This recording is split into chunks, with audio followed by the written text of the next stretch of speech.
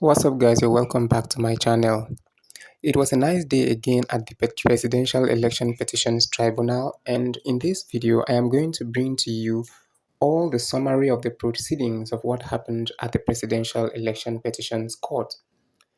The Presidential Election Petition Court accepted 5 exhibits on the opening day of the hearing of the petition filed by the Labour Party and its presidential candidate Peter Obi to challenge the election of President Bola Tinubu. The summary of the proceedings of the ongoing trial at Presidential Election Petitions Tribunal was filled with legal fireworks. It started with the APM, but the matter was adjourned as the case was already handled by the Supreme Court, which is superior to the Presidential Election Petitions Tribunal, which is the appeal court. So, being already handled by the Superior Court, there is no point sitting on that matter. However, the legal counsel of the Allied People's Movement requested for the true certified copies of the judgment so that they can study it to know how to proceed with the petition. Next was Peter Obi and the legal counsel who brought their first witness to the court.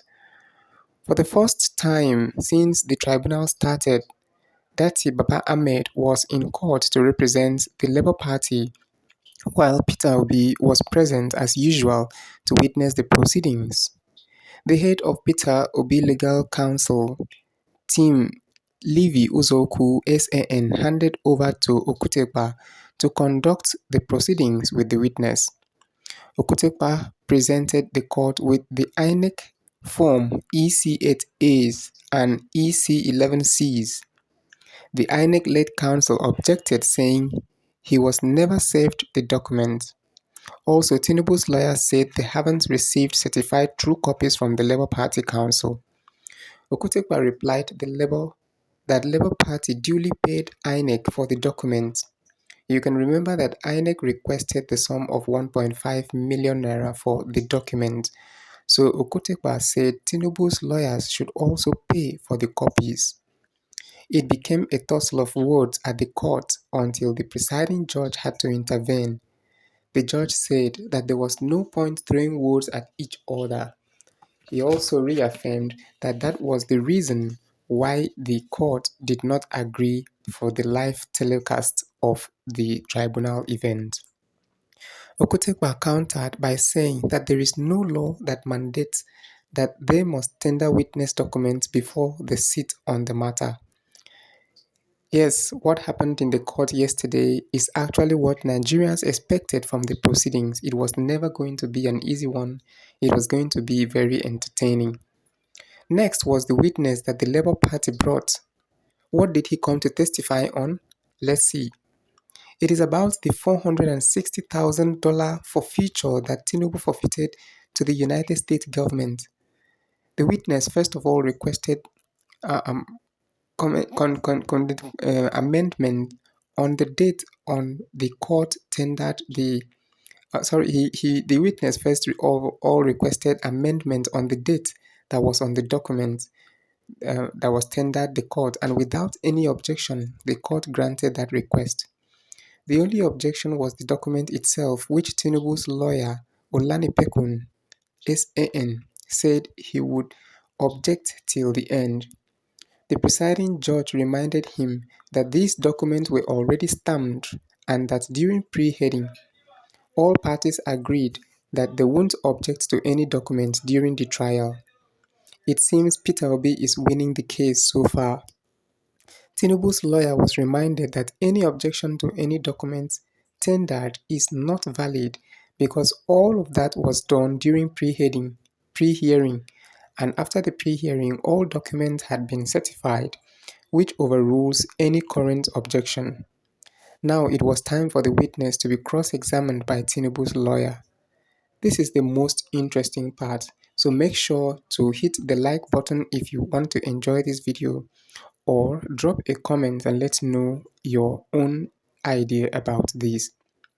First of all, the witness is a lawyer, and Tinubu's lawyer asked the witness, "Are you aware that a letter dated July 6 was written to Tinubu by INEC concerning his nomination?" To which the witness said yes. Tinubu's lawyer asked him again, "Are you also aware that there is a formal clearance written to Shetima by APC and also to INEC?" He left that part alone and continued saying that the witness seems to be interested in the $460,000 forfeiture matter. He asked again whether he is aware of a formal clearance letter dated February 4th, 2003, legal attaché to the US Embassy. The witness said that he wasn't aware except it was brought to his attention. Okutekpa now objected by saying whether a document not in evidence is being used to cross-examine a witness. He affirmed that documents are altering the records that have already been kept. Tinubu's lawyer came up with the point that all proceedings about the forfeiture were civil proceedings. The witness responded instantly, "Civil forfeiture." He said again, "No, I mean civil proceedings." And the witness said again, "Civil forfeiture proceedings." This raised tensions in the courtroom. Tinubu's lawyer asked the witness if he has a copy of the charge against Tinubu. The witness responded that he didn't mention charge and doesn't have a copy. I bet you guys, Tinubu's lawyer were put on their toes. At the end, these were the last words of Tinubu's lawyer. "You are my colleague. When you finish, come to decide." It was fun anyway, and all fingers are pointing to show that um, Tinubu is really in a deep mess right now. And again, apart from that, there was also the case of uh, the presidential candidate of the PDP, Atiku Abubakar. All right, so he also brought his I think the all the facts that he wanted to prove that he was the winner of the election. So, in a separate petition filed by the People's Democratic Party presidential candidate Atiku Abubakar, the tribunal admitted that the printout of results from bimodal voter accreditation system of all 36 states could be used as evidence. Justice Samani accepted the evidence in line with the first schedule of the Electoral Act 2022. The court marked the evidence, representing the printout of BVAS results and permanent voters' cards from the 36 states and the Federal Capital Territory. During the opening of Atiku's petition, his counsel, Eyitayo Jegede, SAN, informed the court that the documents were filed at the beginning of the petitions and duly served to all parties adhering to the legal requirements. However, counsel for the second and third respondents, Tinubu and APC, objected to the admissibility, like they did not admit of the evidence, arguing that the documents were not submitted in accordance with the law.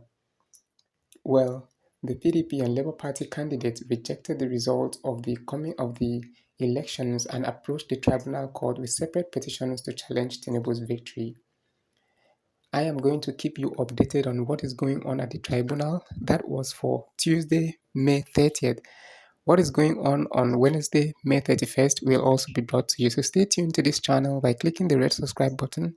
Like our videos if you love what we are doing, sharing information for you, and also drop your comments and let me know what you guys think. Do you think that Peter Obi is on the winning?